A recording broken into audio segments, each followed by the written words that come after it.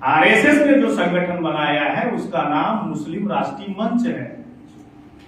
मुस्लिम राष्ट्रीय मंच है, और जो पूरे देश के मजलूमों को जोड़ने के लिए, इस देश के मूल निवासियों को जोड़ने के लिए बनाया गया वामसेफ का प्लेटफॉर्म है, वो राष्ट्रीय मुस्लिम मोर्चा है। वो मुसलमानों के खिलाफ इस्तेमाल करने के लिए बनाया गया आरएसएस का प्लेटफॉर्म मुस्लिम राष्ट्रीय मंच है। गोलकर साहब बता रहे थे कि अभी ओबीसी एससी एसटी के लोग दंगे में उतने नहीं आते, इस्तेमाल होते जितना पहले होते थे। ये विचारधारा का प्रचार प्रसार और फैलाव और बढ़ते हुए आंदोलन का असर है। सामूहिक दंगे कराने के हालात में जब नहीं रहे आरएसएस के लोग, तो अपनी विचारधारा, अपनी सोच और फिक्र को लेकर उन्होंने क्या शुरू किया? मॉब लिंचिंग, लव जिहाद के नाम पर, गौकसी के नाम पर बेगुनाह लोगों का कत्ल करना शुरू किया। ये तरीके अपनाए। तो ये जो तरीके हैं उस सोच और फिक्र के लोगों ने अपनाया। नंबर्स ऑफ वोट की जरूरत थी, नंबर्स ऑफ वोट मेजॉरिटी में होती है, और मेजॉरिटी को उन्होंने क्या किया? तकसीम किया। क्यों उस पार्टी किया कि जो दायरे 50% मुसलमानों के होंगे उसको देंगे। ये पॉलिसी क्यों अडॉप्ट किया भाई? ये पॉलिसी अडॉप्ट करने के पीछे ये था कि मेजॉरिटी को क्रस्ट करना। तो इसलिए उन्होंने भारत को तोड़ने का काम किया। 14 अगस्त 1947 को भारत को तोड़ दिया।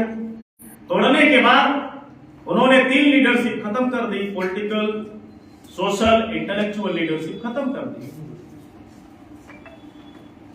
14 अगस्त 1947 के पहले एक और खास बात भारत के मुसलमानों के साथ जुड़ी हुई थी। वो कौन सी बात जुड़ी हुई?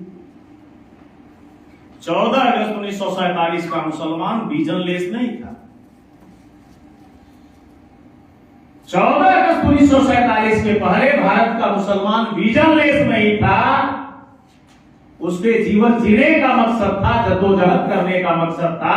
लड़ना किससे था ये तय था, किस लिए लड़ना था ये भी तय था, किसके लिए लड़ना था ये भी तय था। लेकिन 14 अगस्त 1947 के बाद का ये जो 75 साल का मुसलमान बैठा है, ये विजनलेस मेजॉरिटी में तब्दील किया हुआ मुसलमान है। विजन ही नहीं है।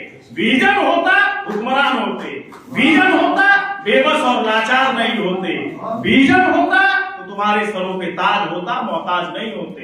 लेकिन प्लान बनाकर उन्होंने क्या किया? 14 अगस्त 1947 के बाद एक बड़ी कॉन्स्पिरेंसी शुरू की, साजिश शुरू की। जो मुसलमानों में तरबियत चलती थी उस तरबियत को क्या किया? बंद किया। इस तरह के जो प्रोग्राम चलते थे मुसलमानों के अंदर समझ पैदा करने के लिए, बेदारी पैदा करने के लिए, इस तरह के प्रोग्राम और सोच और फिक्र को क्या किया? महदूद किया, समेटने का काम किया। और समेटने की वजह से भारत के मुसलमानों को विजनलेस मेजॉरिटी में तब्दील कर दिया। अभी पूछो तुम्हारा मकसद किसका? लड़ना किस पर है? क्या मकसद? नहीं है। तो इसलिए वो जानते थे, इसलिए उन्होंने 1946 में क्या किया? देश आजाद होने के पहले ही उन्होंने ब्लूप्रिंट तैयार किया। जब संविधान सभा का गठन हुआ, 399 मेंबर थे संविधान सभा के अंदर, और उस संविधान सभा के अंदर मुसलमानों की भी एक बड़ी मेजॉरिटी थी, एक बड़ा नंबर था मुस्लिम लीग के लोगों का।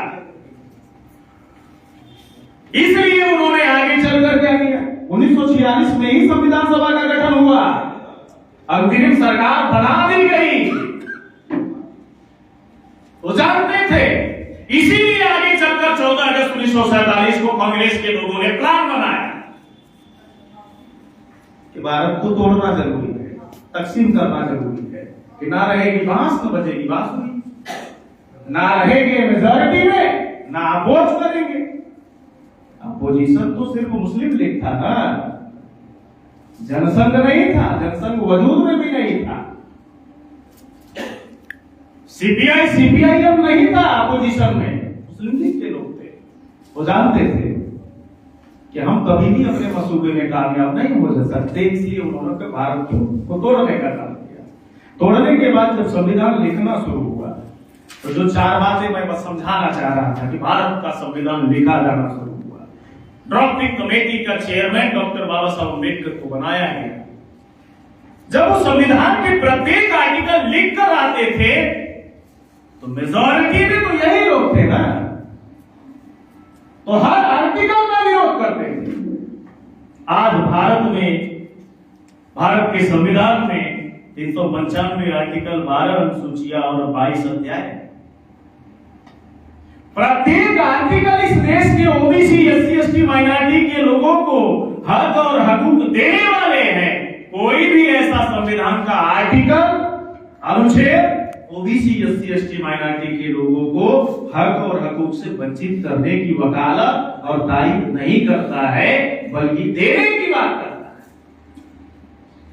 प्रत्येक आर्टिकल जब डॉक्टर अम्बेडकर लिखते थे तो अपोज करते थे। प्रत्येक आर्टिकल, प्रत्येक सेंटेंस को अगर जानना है, समझना है, कॉन्स्टिट्यूशन के अंदर ये सेंटेंस ही क्यों लिखा गया, ये बात अगर समझना है, जानना है, तो भारत के मुसलमानों को, ओबीसी, एससी, एसटी, माइनॉरिटी के इंटेलेक्चुअल और स्कॉलर को संविधान सभा के डिबेट और डिस्कस की वैल्यू पढ़ना होगा, किताबों को पढ़ना होगा। जब प्रियम्बल ऑफ कॉन्स्टिट्यूशन लिखा जाने लगा, उसके पहले पन्ने को लिखा जाने लगा, तो किसी ने कहा नहीं गॉड से शुरू करना चाहिए, किसी ने कहा नहीं ईश्वर को शुरू करना चाहिए, किसी ने कहा नहीं खुदा के नाम से शुरू करना चाहिए। ये प्रस्ताव आ रहे थे और मेजॉरिटी में लोग थे वो जोर देकर नहीं इसी नाम से शुरू करना चाहिए, इसी नाम से शुरू करना चाहिए। तो डॉक्टर अंबेडकर ने कहा ये जो कॉन्स्टिट्यूशन है ये गॉड और ईश्वर के लिए नहीं लिखा जा रहा है, ये गॉड और ईश्वर के लिए नहीं लिखा जा रहा, उन पर अमल में नहीं लाया जाएगा, लोगों के लिए, वे लोग अमल में नहीं लाएंगे। किसके लिए लिखा जाता? भारत के लोगों के लिए लिखा जा रहा है। किसके द्वारा लिखा जा रहा है? भारत के लोगों के द्वारा लिखा जा रहा है। इसलिए इस कॉन्स्टिट्यूशन की फर्स्ट लाइन की जो शुरुआत की जाए, be the people of India के नाम से शुरू किया जाए। ये संविधान भारत के लोगों के लिए लिखा जा रहा है, भारत के लोगों के द्वारा लिखा जा रहा है। ये बातें तब समझ में आएगी जब संविधान सभा के डिबेट और डिस्कस के पहलू को पढ़ोगे। संविधान रखा ही नहीं है, देखा ही नहीं है। इतने लोग बैठे, कितने लोगों ने संविधान देखा? 3-4 लोग निकल गए, 5 लोग हो सकते हैं, इकाई की संख्या है, दहाई भी नहीं है, संविधान को देखा ही नहीं है। प्रीएम्बल ऑफ कॉन्स्टिट्यूशन में 4 बातें लिखी गई कि भारत का संविधान होगा। संविधान का मकसद क्या होगा? समता, स्वतंत्रता, न्याय और बंधुत्व होगा। क्या होगा? समता, स्वतंत्रता, न्याय और बंधुत्व होगा। इस्लाम का क्या बुनियादी मकसद है पूरे दुनिया में? पूरे दुनिया में बराबरी का निजाम हो, समानता की व्यवस्था हो, मसावात की व्यवस्था हो, इस्लाम की व्यवस्था। भारत के आईन का बुनियादी मकसद क्या है कि भारत के सभी नागरिकों को स्वतंत्रता होगी, सभी तरह की आजादी होगी। इस्लाम का बुनियादी मकसद क्या है? कि पूरी दुनिया के इंसानों को ज़हनी अथवा आजादी के साथ साथ तन की भी आजादी होगी। बाद में कार्ल मार्क्स पैदा हुए दुनिया में, बाद में लेनिन पैदा हुए, बाद में माओ पैदा हुए, बाद में स्टालिन पैदा हुए। सर्वहारा वर्ग की वो सिद्धांत और फिलॉसफी बाद में आई, कम्युनिज्म की फिलॉसफी बाद में आई, सर्वहारा वर्ग की फिलॉसफी बाद में आई, पूंजीपति और मजदूरों के संघर्ष की बात बाद में आई। हजरत मोहम्मद सल्लल्लाहु अलैहि वसल्लम ने उस दौर में उन्होंने फरमाया किसी भी मजदूर के मजदूरी करने के बाद उसके तन का पसीना सूखने से पहले उसकी मजदूरी उसके हाथ में। तो ये जो चीजें हैं जो अभी रोशनी डाल रहे थे सर कि हजरत मोहम्मद सल्लल्लाहु अलैहि वसल्लम के आखिरी खुतबे को पढ़ना होगा। दुनिया में बाद में यूएनओ अस्तित्व में आया, दुनिया में अलग अलग मुल्कों के कॉन्स्टिट्यूशन बाद में अस्तित्व में आए, दुनिया में अलग अलग मुल्कों में ह्यूमन राइट एसोसिएशन बाद में अस्तित्व में आए। वो 15 बुनियादी बातें हजरत मोहम्मद सल्लल्लाहु अलैहि वसल्लम के आखिरी खुतबे की बातें, वो पूरे दुनिया के इंसानियत के लिए नेमत है। अगर उसको अमल में लाया जाए तो पूरे दुनिया के इंसान इंसानियत के तमाम हक हकूक के साथ जिंदगी जी सकते हैं, गुजर सकता है। तो ये चीजें बदलाव करने का, तब्दीली लाने का एक बड़ा दस्तावेज हमारे पास है, लेकिन ना हम कुरान पे अभी अमल में ला पा रहे हैं, न रसूल को, न दीन को, न दस्तूर को। दीन और दस्तूर हमारे लिए कितना इंपॉर्टेंट है, ये बात हमारे लोगों को समझने की जरूरत है, क्योंकि इबादत दीन का एक हिस्सा है, कंप्लीट इस्लाम नहीं। इबादत दीन का हिस्सा है, कंप्लीट इस्लाम नहीं है। हमारे लोग क्या कर रहे हैं? बाकी जो हिस्सा है स्ट्रगल का, संघर्ष करने का, जुल्म के खिलाफ लिखने का, बोलने का, आवाज उठाने का, दिल से तस्लीम करने का, ये गलत हो रहा है, सब ताक के रख दिया है। तो इसलिए हमारे लोगों को इन बुनियादी बातों को समझने की जरूरत है, जानने की जरूरत है। इन बुनियादी बातों को समझाने के लिए पूरे देश में एक कोशिश की जा रही है, जद्दोजहद की जा रही है। बार बार हमारे लोग अपने अल्फाज में एक शब्द इस्तेमाल करते हैं, हिंदुस्तान। हमारे लोगों को तो बोले बगैर खाना ही नहीं हजम होता है। जब तक बोल ना दे खाना नहीं हजम होता सर। इस देश के कॉन्स्टिट्यूशन के अंदर डॉक्टर अंबेडकर दूरंदेश थे। वो जानते थे ये बदमाश लोग हैं, ये बदमाश नस्ल के लोग हैं, ये जानते हैं थे कि ये सातिर लोग हैं। उनके मसूबे को जानते थे कि इन फ्यूचर में ये क्या थोपना चाहते हैं, ये भी जानते थे। हिंदुत्व के नाम पर क्या थोपना चाहते थे, ये भी जानते थे। इसीलिए डॉक्टर बाबा साहब अम्बेडकर ने 395 आर्टिकल के पहले आर्टिकल में क्या लिखा? India that is a Bharat. संविधान का पहला आर्टिकल क्या लिखा गया? इस देश का क्या नाम होगा? इस पर भी चर्चा शुरू हुई।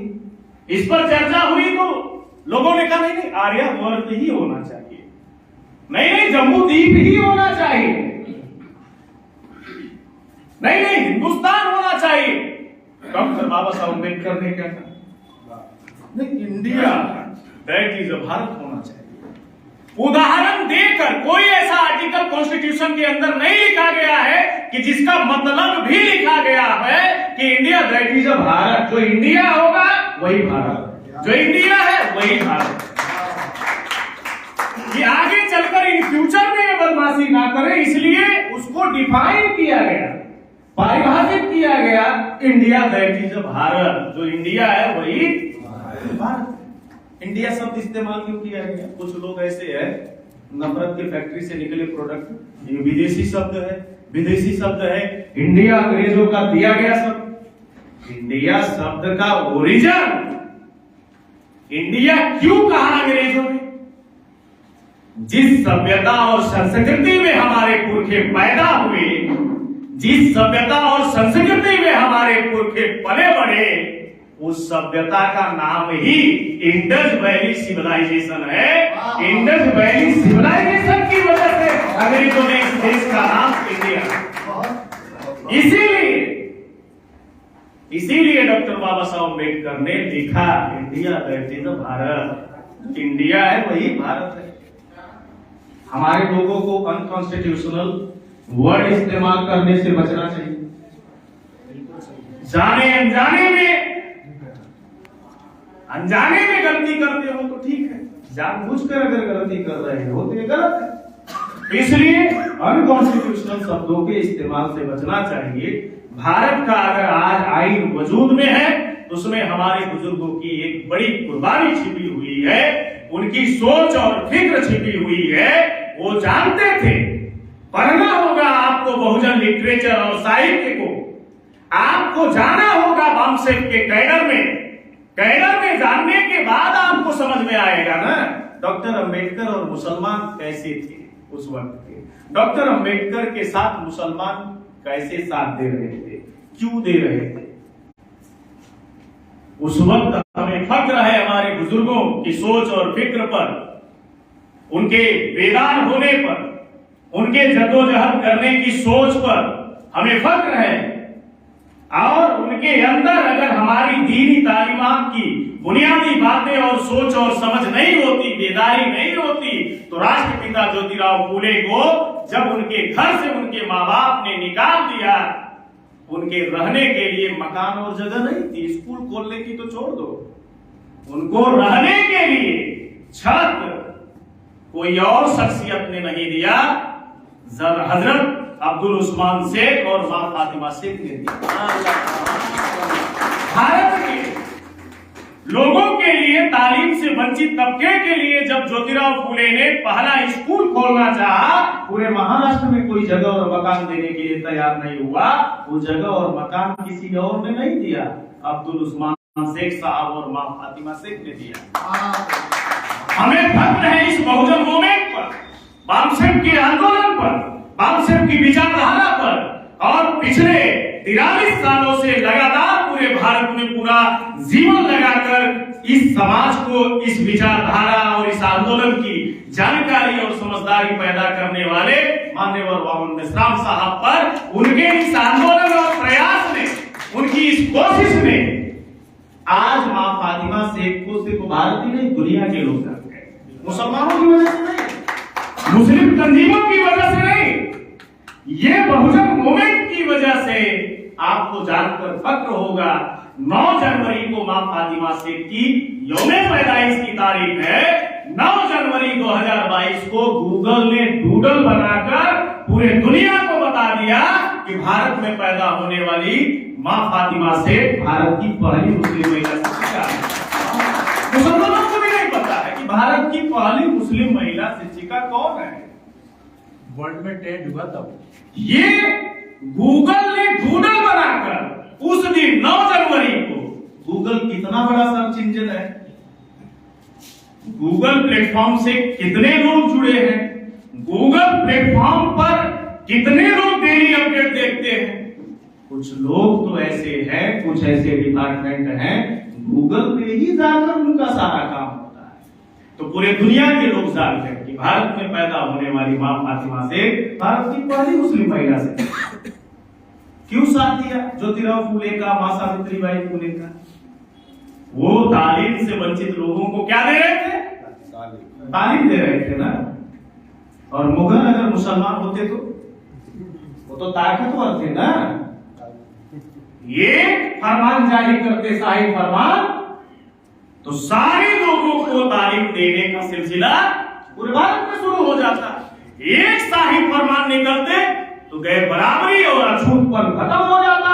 खत्म किया क्या मुगलों ने छुआछूत? बिल्कुल नहीं। मेरा सवाल है, मुगल बादशाह अगर मुसलमान होते तो इस्लाम पर अकीदा रखते, इस्लाम की बुनियादी तालीमात को अमल में लाते, इस्लाम में कल भी वो ताकत थी दुनिया के इंसानों को जोड़ने की, और आज भी वो ताकत मौजूद है दुनिया के इंसानों को जोड़ने की।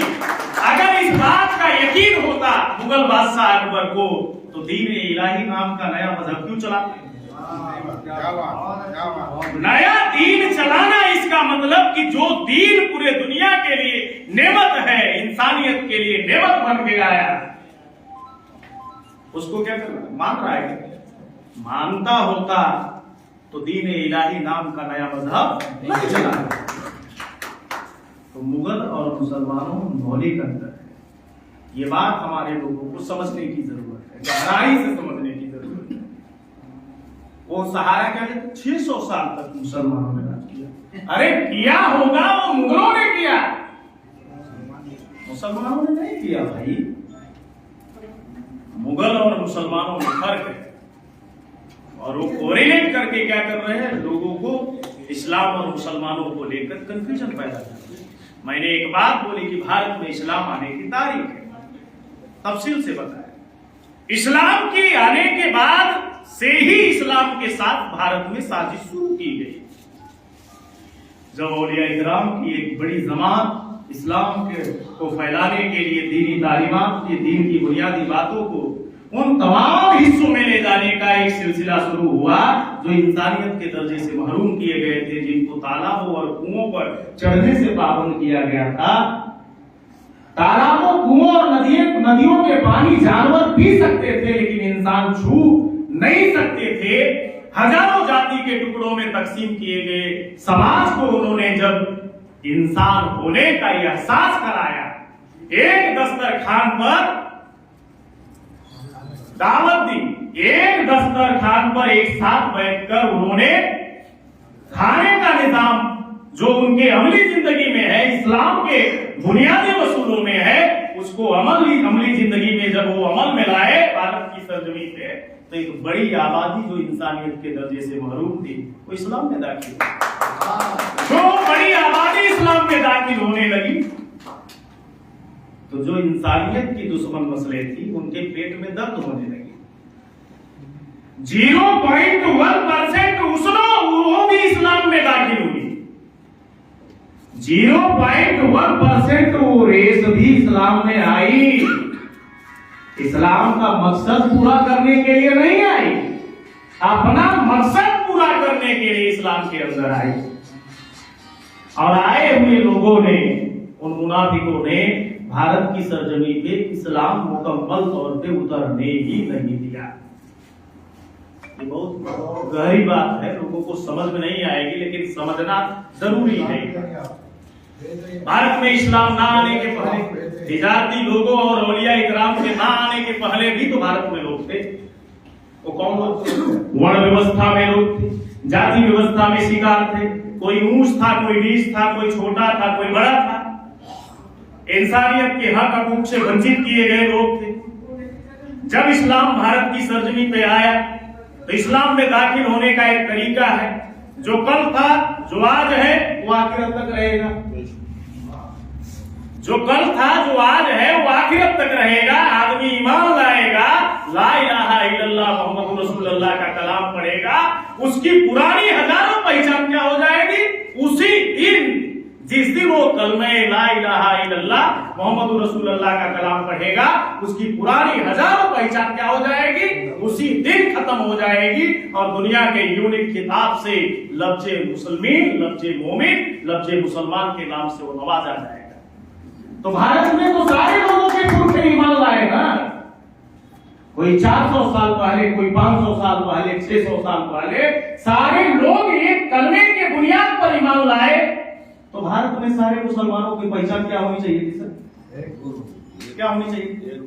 मुसलमान होनी चाहिए थी। सैयद है, शेख है, पठान है, खान है, मंसूरी है, राइनी है, इदरीसी है।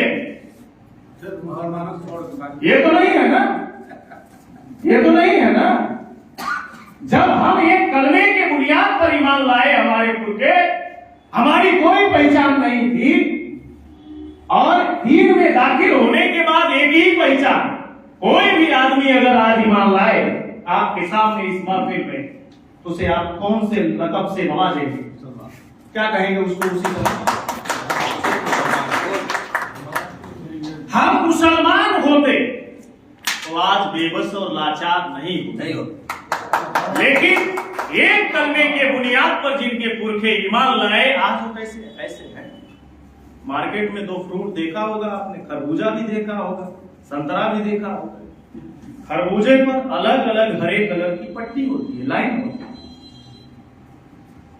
ऊपर से दिखने में, बाहर से दिखने में ऐसा लगता है कि इसके अंदर अलग अलग फाके भी होंगे, लेकिन काटने पर अंदर एक सा।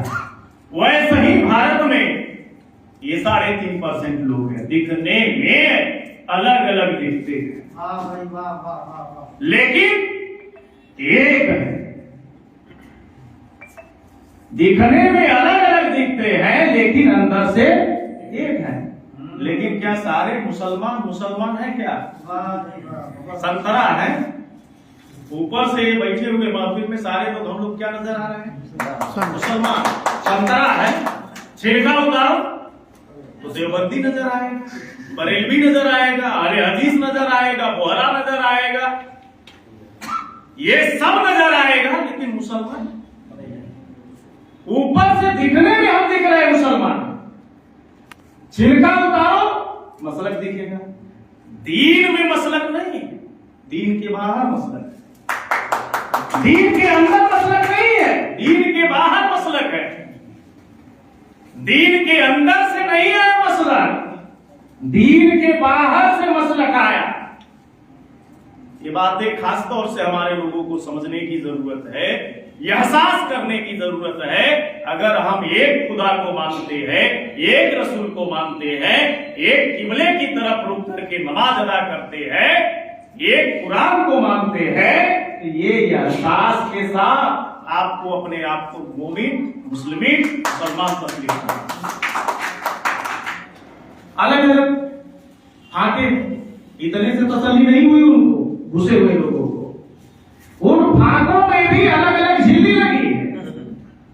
एक झिल्ली का रस दूसरे झिल्ली में ट्रांसफर नहीं होना चाहिए। बिरादरी है, बिरादरी में कलमे के बुनियाद पर नहीं मान लाए, कलमे के बुनियाद पर न जिंदगी जीना है, कलमे के बुनियाद पर ही जन्नत में जाएंगे और आगे बढ़ेंगे, तरक्की कर सकते हैं। तो कलमे के बुनियाद पर रोटी बेटी का रिश्ता करो ना, ऐसे हो। भारत